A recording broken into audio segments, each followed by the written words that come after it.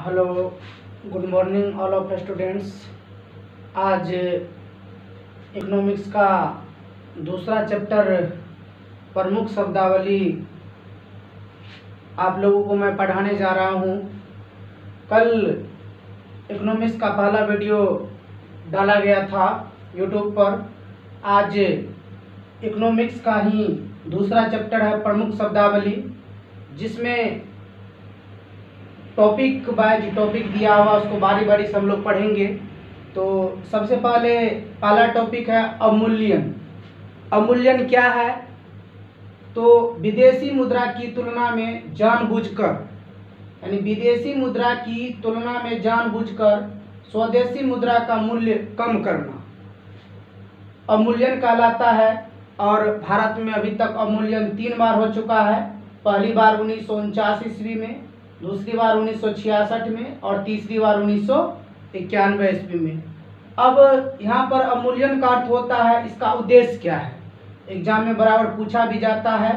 तो उद्देश्य को याद रखना है, निर्यात में वृद्धि करना और आयात में कमी करना। निर्यात मतलब अपने देश से किसी वस्तु को दूसरे देश में भेजना, उसमें वृद्धि करना, और आयात में कमी करना, यानी कि दूसरे देश से कोई वस्तु यदि अपने देश में लाता है उसमें कमी करना ही अवमूल्यन कहलाता है। उसके बाद है विमुद्रीकरण या नोटबंदी। आप लोग विमुद्रीकरण या नोटबंदी का नाम सुने ही होंगे। तो किसी प्रचलित मुद्रा के बदले में नई मुद्रा का प्रचलन करना। और आप लोग हाल फिलहाल में सुने ही होंगे कि 1000 और 500 रुपये के नोट को बैन कर दिया गया था।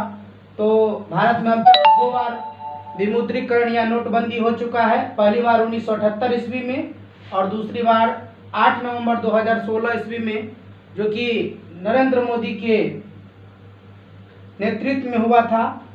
अब है मौद्रिक नीति, मॉनेटरी पॉलिसी। तो मॉनेटरी पॉलिसी क्या है? तो वह नीति जिसके द्वारा मुद्रा को प्रसारित या कम किया जाता है, मौद्रिक नीति कहलाता है।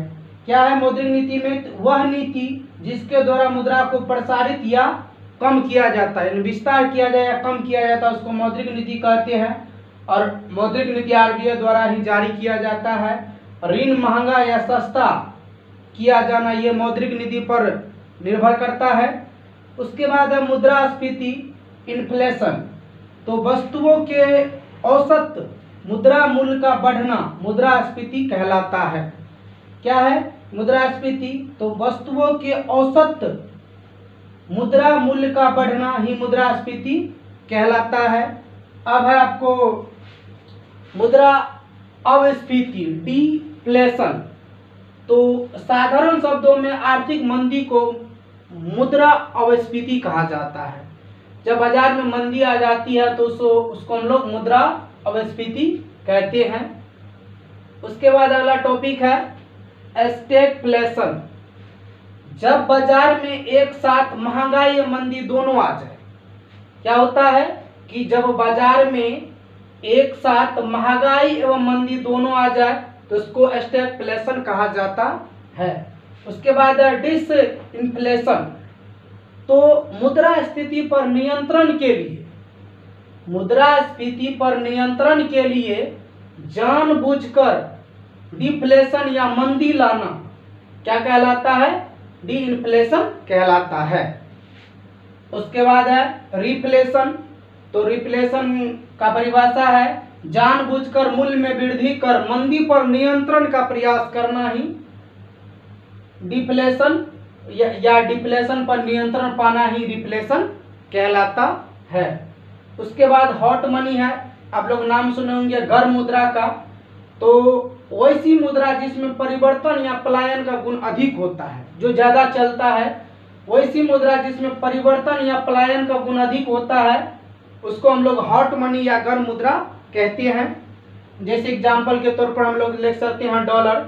उसके बाद है हार्ड मनी, जिसको हम लोग दुर्लभ मुद्रा के नाम से जानते हैं। तो वैसी मुद्रा जिसे प्राप्त करना कठिन हो, वैसी मुद्रा जिसे प्राप्त करना कठिन हो हार्ड मनी कहलाता है। उदाहरण के तौर पर पाउंड, यूरो, डॉलर, इसे हम लोग आसानी से प्राप्त नहीं कर सकते हैं। उसके बाद है सॉफ्ट करेंसी, जिसको हम लोग सुलभ मुद्रा बोलते हैं।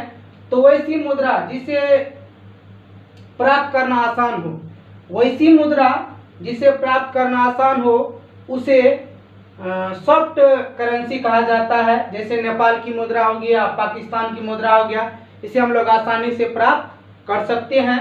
अगला है निवेश, जिसको हम लोग इंग्लिश में इन्वेस्टमेंट बोलते हैं। तो लाभ के उद्देश्य से पूंजी निवेश करना या लगाना ही निवेश कहलाता है। क्या होता है निवेश का? तो लाभ के उद्देश्य से पूंजी निवेश करना या लगाना ही निवेश कहलाता है। विनिवेश, डिसइन्वेस्टमेंट, तो निवेश के विपरीत प्रक्रिया या कारोबार में लगा पूंजी वापस निकालना ही क्या कहलाता है? विनिवेश कहलाता है। उसके बाद है आपको डंपिंग, तो किसी देश के द्वारा अपने यहाँ उत्पादित वस्तुओं का, किसी देश के द्वारा अपने यहाँ उत्पादित वस्तुओं का मूल्य बहुत कम कर दूसरे देश को निर्यात करना क्या कहलाता है? डंपिंग कहलाता है।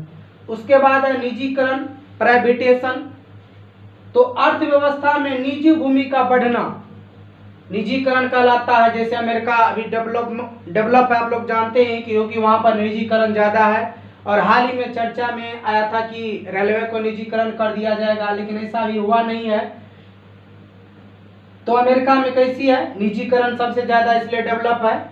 उसके बाद है उदारीकरण, तो सरकारी क्षेत्र को कम कर, उदारीकरण का तो होता है सरकारी क्षेत्र को कम कर निजी क्षेत्र के लिए उदार नीति अपनाना, उदारीकरण कर, यानी सरकारी क्षेत्र की नीति को कम करके और निजी क्षेत्र के लिए उदार नीति लाना, यानी बढ़ावा देना, उदारीकरण कहलाता है। उसके बाद है वैश्वीकरण, तो किसी अर्थव्यवस्था का विश्व की अर्थव्यवस्था से जुड़ना ही वैश्वीकरण कहलाता है। किसी अर्थव्यवस्था का विश्व की अर्थव्यवस्था से जुड़ना ही वैश्वीकरण कहलाता है। और उदारीकरण एवं वैश्वीकरण की नीति 1991 में अपनाया गया था। यदि आप लोगों को ये वीडियो पसंद आए तो लाइक, शेयर और कमेंट जरूर करें। Okay, thanks.